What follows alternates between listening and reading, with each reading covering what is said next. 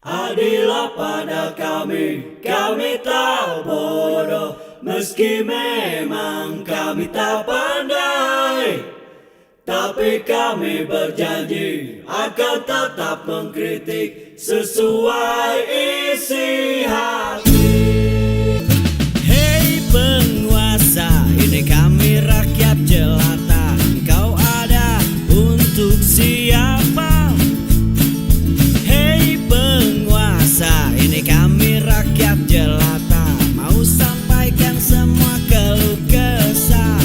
Bekerjalah dengan hati, pakai empati, jangan banyak intrik, apalagi bikin taktik.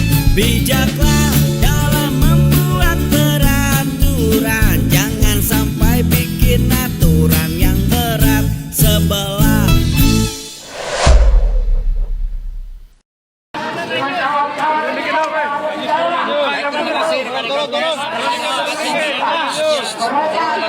Indonesia yang saya cintai dan banggakan. Terima kasih. Hari ini saya telah kooperatif memenuhi tanggung jawab sebagai warga negara Republik Indonesia yang sah mengikuti proses pemeriksaan sebagai tersangka. Dan ada 62 pertanyaan yang saya jawab. Dari penyidik KPK juga sangat ramah, sangat kooperatif.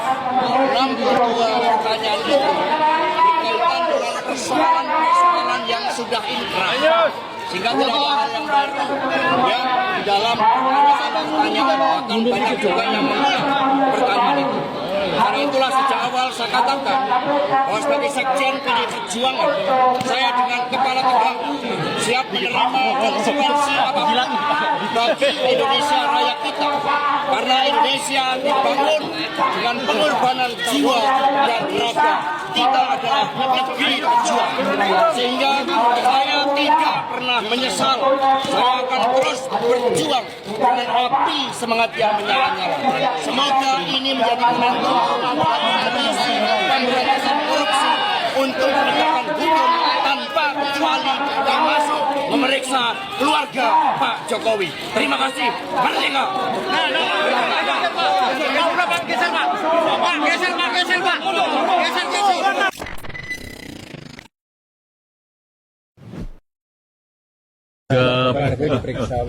Ya, kalau ada fakta hukum, ada bukti hukum, ya silakan. Artinya kan selama ini seringkali dikaitkan. Ya, sudah sering kan pernyataan seperti itu. Masa saya ulang-ulang terus? Ya, kalau ada bukti hukum, ada fakta hukum, ya silakan. Hasto sambil di Borgo memekikan merdeka juga menyampaikan bahwa KPK harus juga segera memeriksa keluarga Jokowi. Dan itu sudah direspon oleh Jokowi. Kemarin kita sudah sampaikan, hari ini kita dapat kabar KPK pun sudah merespon. Yang kita tahu, para pimpinan KPK-nya dipilih oleh Jokowi. Nah, ini agak-agak rumit memang ya. KPK ngeles ketika diminta untuk memeriksa keluarga Jokowi. Bagaimana ngelesnya KPK? Ya, kita bahas sekarang ya. Apakah KPK memang tak punya nyali? Bisa jadi. Tapi yang jelas, ini adalah memalukan. Tanggapi Hasto, Jokowi tantang KPK periksa dirinya dan keluarga. Ya, ini kita mundur dulu sedikit karena Jokowi sudah menantang KPK. Justru menantang KPK. Ngeri. Langsung ya pada kalimatnya, ya kalau ada fakta hukum, ada bukti hukum, ya silahkan, kata Jokowi kepada wartawan. Ya sudah sering kan pernyataan seperti itu, masa saya ulang-ulang. Kalau ada bukti hukum, ada fakta hukum, ya silahkan. Bukti sudah masuk. Minimal kalau belum terbukti, ya dugaannya sudah ada. Dari tahun 2022. Artinya itu sudah berkasnya sudah ada di KPK sejak 3 tahun yang lalu. Ubaidillah Badrun CS, ya, Nurani 98. Kemudian selang 1 tahunan masuk juga dari petisi 100 gugatan. masuk juga, itu dan kemana-mana, bukan hanya ke KPK, tapi juga ke Barreskrim. Habib Rizik CS juga sama, atas kebohongan-kebohongan yang dilakukan oleh Jokowi. Tapi, nah, sekarang kita akan coba dengar. KPK ngeles soal periksa keluarga Jokowi. Laporan Jamaluddin Akmal hari Jumat kemarin. KPK tidak bisa memenuhi permintaan Sekjen PDIP Hasto untuk melakukan penegakan hukum dengan memeriksa keluarga bekas Presiden Joko Widodo. Lembaga anti rasuah justru meminta agar Hasto terlebih dahulu membuat laporan soal dugaan kejahatan hukum yang dilakukan oleh Jokowi. Keluarga Jokowi maksudnya. Setiap orang jika mengetahui adanya informasi dugaan TP, tindak pidana, silahkan melapor dengan membawa dokumen, kata Ketua KPK Setio Budianto di Jakarta Jumat 21 Februari kemarin. Sudah Pak? Mau nunggu dari Hasto?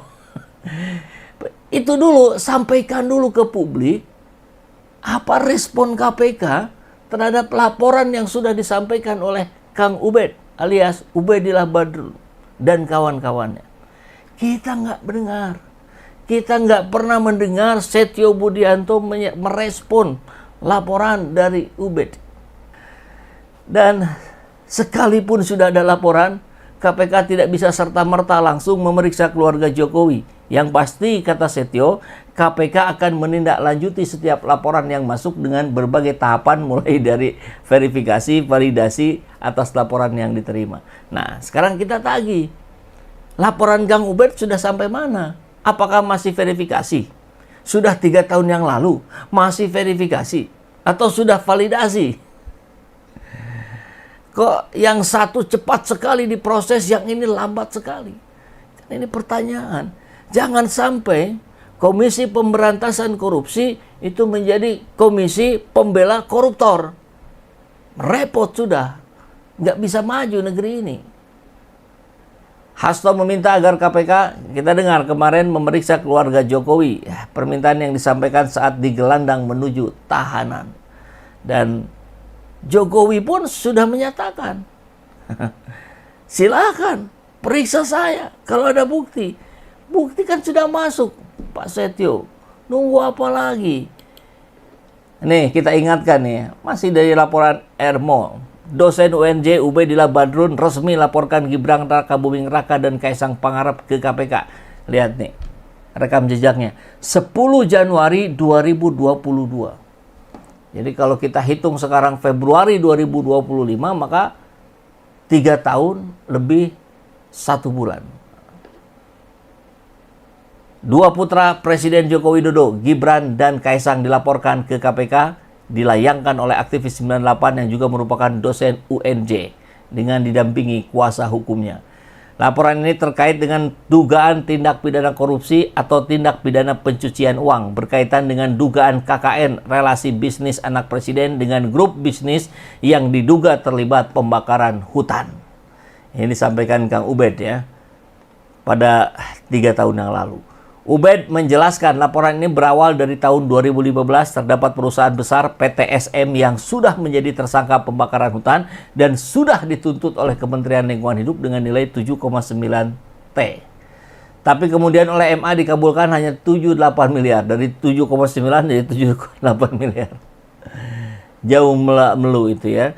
Itu terjadi di Februari 2019 setelah anak presiden membuat perusahaan gabungan dengan anak petinggi perusahaan PT SM. Menurut Ubed, dugaan KKN tersebut sangat jelas. Karena tidak mungkin perusahaan baru yang merupakan gabungan dari kedua anak presiden, yakni Gibran dan Kaisang bersama dengan anak petinggi SM mendapat suntikan dana penyertaan modal dari perusahaan Ventura yang juga berjejaring dengan PT SM. 2 kali diberikan kucuran dana, angkanya kurang lebih 99,3 miliar dalam waktu dekat.